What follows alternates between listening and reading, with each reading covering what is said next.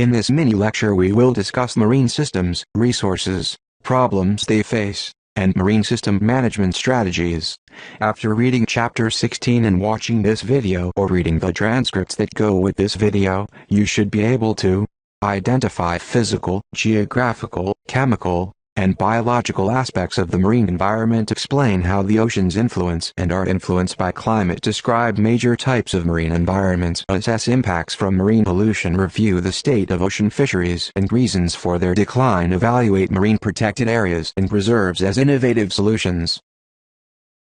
Oceans touch and are touched by every system. They receive inputs of water, sediment, pollutants, and organisms. The Earth's 5 oceans, the Pacific, Atlantic, Arctic, Indian and Southern, are all connected to each other, comprise a vast single body of water. Oceans cover 71% of Earth and hold 97.5% of all Earth's water. Ocean water is 96.5% water, with the remaining 3.5% being comprised of dissolved salts. Evaporation of ocean water concentrates the salt in the water and removes pure water. If all the ocean water were to evaporate, there would be a 207-foot layer of salt. Oceans comprise most of the hydrosphere, but they also influence the Earth's atmosphere and lithosphere, and encompass much of the biosphere. Oceans influence our climate, a rich source of biodiversity and natural resources, and are very important in transportation and commerce. Solar energy influences the vertical characteristics of ocean from the surface to the bottom of the ocean. Surface water is warmer than subsurface water because the surface water is warmed by the sun. The heat from the sun warms water at the surface to a depth of about 500 feet. Water in the top 500 feet of the ocean is also circulated by wind. This causes the surface water to be fairly uniform in temperature and density. However, below about 500 lies the pycnocline region, which is a region where density increases rapidly with depth. Below the pycnocline is the deep water of the ocean that is cold, dense and sluggish. For perspective, surface water is about 2% of the ocean, the pycnocline is 18%, and the remaining 80% is the deep ocean water. Surface currents flow horizontally in the upper 1,300 feet of the ocean. Warm currents carry water heated by the sun at the equatorial regions, and cold currents carry water cooled by high latitudes or deep water. Currents are driven by wind, warming and cooling of the water, gravity, and density differences. The currents in the northern hemisphere flow clockwise, while the currents in the southern hemisphere flow counterclockwise. Currents moderate climate by bringing warm or cold water to a region. For example, the Gulf Stream carries warm water to Europe. Without the stream, Europe would be significantly colder. Currents also aid in navigation and travel and are responsible for people landing on Easter Island, Darwin reaching the Galapagos Islands, and Europeans reaching America. Currents also transport nutrients, pollutants, debris and trash, and organisms from one location to another. In addition to moving horizontally, ocean water also moves vertical through upwelling and downwelling. Upwelling is the rising of cold, deep water to the surface. Upwelling supports high primary productivity in fisheries because it brings nutrients up to the surface, creating productive areas for marine life. Upwelling occurs where strong winds blow away from or parallel to coastlines, as can be seen in the figure on the bottom of this slide. Downwelling is the sinking of warm, oxygen-rich water. Downwelling provides oxygen for deep-water ocean organisms. As has been mentioned before, the ocean influences climate, and it does so at both the local, regional and global level. The thermohaline circulation is a global current system. Through the system, heat is carried on through surface currents from equatorial waters northward toward Europe. Once in Europe, the heat from the current warms the atmosphere in Europe through sea-to-air heat transfer. Sea-to-air heat transfer also causes the current that was once warm water to cool and sink. This process forms the North Atlantic Deep Water Circulation, also known as NADW.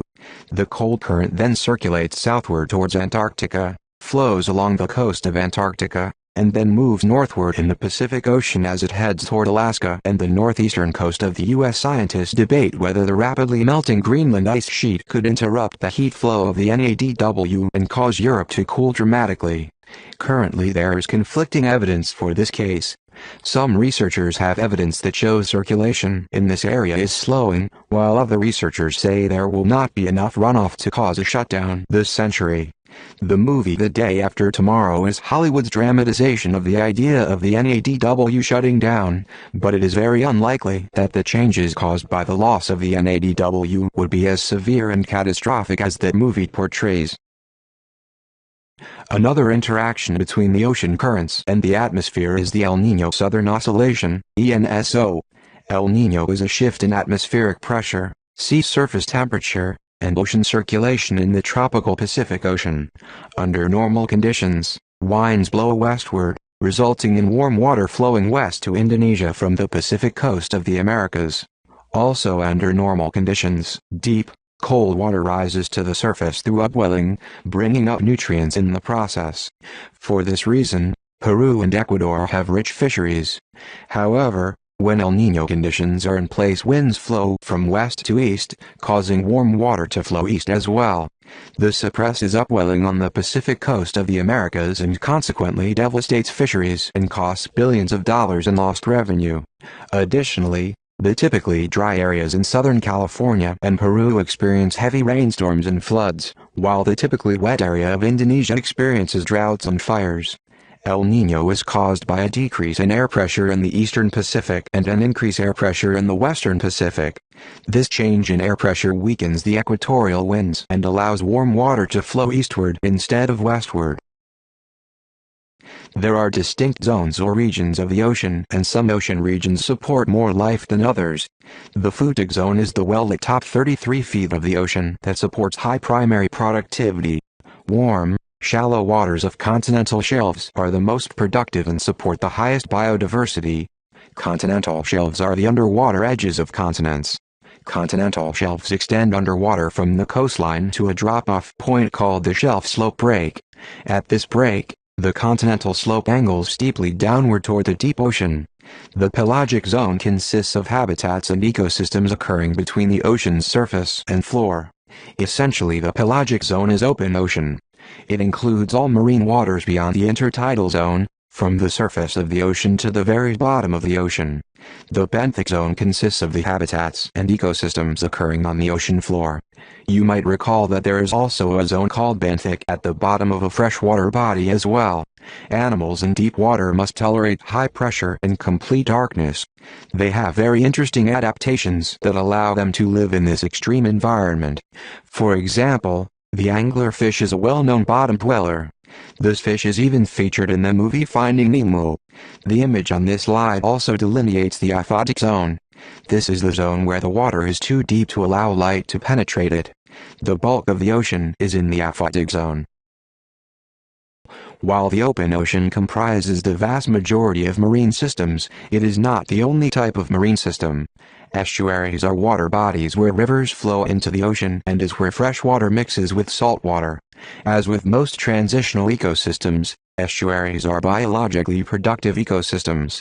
Shallow water nurtures plants that provide critical habitat for shorebirds and shellfish. Estuaries are affected by coastal development, pollution, habitat alteration, and overfishing. Coastal ecosystems, such as estuaries, bear the brunt of human impact because 2 out of every 3 people live within 100 miles of the ocean. Salt marshes, also known as coastal wetlands, occur along coasts in temperate latitudes. Salt marshes consist of salt-tolerant grasses and generally do not support tall woody vegetation. This marine ecosystem functions like a freshwater wetland in that it filters pollution. Salt marshes also stabilize shorelines and protect inland areas from storm surges. Hurricane Katrina would not have been as destructive if Louisiana not destroyed much of its coastal wetlands. Additionally, high primary productivity provides critical habitat for birds, commercial fish, and shellfish species. Mangrove forests are another marine ecosystem comprised of salt-tolerant trees that have unique roots which curve up for oxygen and down for structural support. You can see the unique root system in this photo. These forests are found on sandy coasts in tropical and subtropical latitudes. Mangrove forests provide habitat for fish, shellfish and birds, protect coastlines from storms, filter pollutants, stabilize soils, protect coral reefs, and provide food, medicine, tools and wood. Additionally, climate researchers recently determined that of all the forest types, mangrove forests capture the most atmospheric carbon dioxide. Sadly though, 50% of mangroves have been destroyed for resorts or shrimp farms. Another marine environment that was mentioned briefly earlier is the intertidal, or littoral, zone. This zone is an ecosystem that stretches along rocky shorelines between the lowest and highest reaches of the tides, where the ocean meets the land. This zone provides habitat for a diversity of organisms. The upper intertidal zone is higher on the shoreline, where areas are exposed to more oxygen.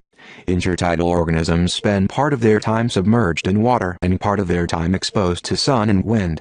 There is great biodiversity along rocky shorelines because environmental conditions change dramatically as tides come in and go out. Tides are the periodic rising and falling of the ocean's height caused by the gravitational pull of the moon and sun. Kelp forests are another type of marine environment. Kelp is large brown algae that grows on the floor of continental shelves. Kelp can grow to 200 feet tall. An extensive area with tall kelp is known as a kelp forest. Kelp forests provide shelter and food for organisms, absorb wave energy and protect shorelines from erosion. Kelp is also a food source for people in Asian cultures, and it is used as a thickener in cosmetics, paints, paper, soaps and some food products. Coral reefs are the last marine environment we will discuss. Coral are actually tiny organisms. Coral are related to jellyfish and use tentacles to catch food. They derive nourishment from symbiotic algae called zooxanthellae that live on them. The zooxanthellae are what give coral their characteristic bright color. A coral reef is a mass of calcium carbonate composed of the skeletons of millions of tiny, invertebrate corals found in subtropical or tropical nearshore, shallow waters. Coral reefs have ecological and economic benefits. They protect shorelines by absorbing waves, they provide diverse habitats because they have complex physical structures, and they have staggering biodiversity. Coral reefs are also valuable ecotourism destinations that bring in a great deal of money for coastal communities. Unfortunately though, coral reefs are experiencing alarming declines. Nutrient pollution promotes algal growth and this smothers corals. Coral bleaches is also a threat to coral reefs. Coral bleaching is when zooxanthellae die or leave corals, depriving them of nutrition. Coral bleaching is attributed to warmer water from climate change, pollution, and eutrophication. There is an excellent video on ocean acidification posted in eCampus you need to watch. In short, ocean acidification is caused by oceans absorbing excess CO2. Please watch the video posted in eCampus for more information on this critical environmental problem. The open ocean is a rich and diverse ecosystem, and the distribution of the biodiversity varies throughout the pelagic zone. The most productive areas of the ocean are regions where upwelling has brought up nutrient-rich waters. In this way, upwelling supports high surface primary productivity and an abundance of different animals. The base of the ocean food chain is the photosynthetic, microscopic phytoplankton. Phytoplankton include algae, protists, and cyanobacteria. Phytoplankton are therefore primary producers of the ocean. The primary consumers in the ocean food chain are zooplankton. The zooplankton are the food source for the secondary consumers, which are fish, jellyfish and whales. Finally, the top of the ocean food chain are the predatory tertiary consumers such as tuna fish, sea turtles, and sharks. One of the greatest threats to the oceans today is overfishing. Fishing, like farming, has gone from sustainable, traditional, and subsistence-based to an industrialized process. Whereas once fishermen caught enough for themselves and to sell a few to support their families, now industrialized fishing fleets are engaging in intensive fishing methods. Specifically, fishing fleets are fishing in increasingly remote areas, capturing smaller fish than before, capturing less desirable species, and using huge vessels that use powerful technologies to capture fish in huge volumes. The common methods of industrial fishing include drift nets, long lines, and bottom drawing. Drift nets are long transparent nylon nets that are set out to drift in open water to capture schools of fish. Longlining is the use of fishing lines that have baited hooks spread out at equal intervals along the line. There can be anywhere from 25 baited hooks on a long line to 2,500 baited hooks. The number of baited hooks is usually determined by the stability of the fishery. Bottom trawling drags weighted nets across the floor of the continental shelf. Sonar can be combined with any one of these methods to increase the yield of the catch. All three of these industrialized methods are indiscriminate methods of fishing and inevitably result in bycatch, which is the accidental capture of non-target animals. Bycatch causes the death of millions of animals each year, and each method is incredibly destructive. Drift netting drowns dolphins, seals, sea turtles, and non-target fish. Longline fishing kills turtles, sharks, and seabirds. Bottom trawling is likened to clear cutting and strip mining because it destroys complex communities, such as coral reefs. You can see from this infographic, industrialized fishing alters the ecosystem structure and function because it artificially reduces the number of species at each trophic level. It destroys or modifies marine habitats, and causes incidental mortality through bycatch. What this all means is that we are threatening the balance and functioning of marine and coastal ecosystems. As should be abundantly obvious, people are overharvesting marine species. This infographic shows how fishing has escalated since 1950. In 1950, we didn't fish in the high seas. In 1980, we were fishing in 33% of the high seas. And then by 2006 we were fishing in 63% of the high seas. This increase in fishing in high seas equates to extracting more fish out of the ocean than ever before. In 1950 only 1% of all marine fish were exploited, overexploited, or collapsed. As of 1980, 39% of marine fish populations were exploited, overexploited, or had collapsed due to overfishing. Fast forward to 2006 and this number jumped to 87%. Industrialized fishing is single-handedly depleting worldwide fishery stocks. If trends continue as they are today, populations of ocean species used for food will collapse by 2048. A collapse would mean loss of ecosystem services and reduced ocean productivity, not to mention the main protein source for about 20% of the world's population. Fisheries can be managed just like other semi-renewable resources. Traditionally, management has been based on maximum sustained yield. Recall, this strategy keeps the resource at half of its carrying capacity because the resource grows the fastest at this size. The goal of maximum sustained yield is to calculate the number of fish that can be harvested without reducing future catches. However, despite management, stocks have plummeted. Many experts advocate that it is time to rethink fisheries management and move towards using ecosystem-based management and shift the focus away from species and toward the larger ecosystem. Experts are also calling laws that protect ocean areas and help species recover. To this end, scientists suggest protecting 20–50% of the ocean as no-take areas, meaning fishing could not occur in these protected areas. There are two general ways oceans and fisheries are protected: marine protected areas and marine reserves. Currently there are about 1,600 of marine protected areas, M.P.A.S, along the coastlines of developed countries. M.P.A.S are areas of ocean designed to protect marine life from fishing pressures. However, fishing is still allowed to some extent. M.P.A.S also are designed to protect local cultures, economies, ecosystems, and provide for sustainable production of marine resources. However, M.P.A.S have been criticized because some feel restrictions are not stringent enough to protect marine species and habitat. Marine reserves, on the other hand, are protected areas where fishing is prohibited. Marine reserves are in places to restore the ecosystem and eliminate human interference. Marine reserves have been shown to improve fisheries surrounding the marine reserve because the population of young fish increases in the marine reserve and they then disperse into areas outside of the reserve. Reserves have been shown to improve the ecosystem and allow the natural system to restore itself, compared to nearby fished areas. For economic and other anthropocentric reasons, though, many commercial and recreation fishers do not support reserves. After all of this, you may be asking yourself, What can I do? Consumer choice can encourage sustainable fishing, so help the cause by only purchasing seafood sourced from sustainable fisheries. The Marine Stewardship Council and the Monterey Bay Aquarium have developed guides for people wanting to choose the most sustainable seafood. They even have apps you can download to your phone so you can always make the most sustainable choice when selecting your seafood. That concludes this mini lecture on marine and coastal systems and resources. Please review the weekly outline and complete the activities for this week per the schedule set forth in the outline.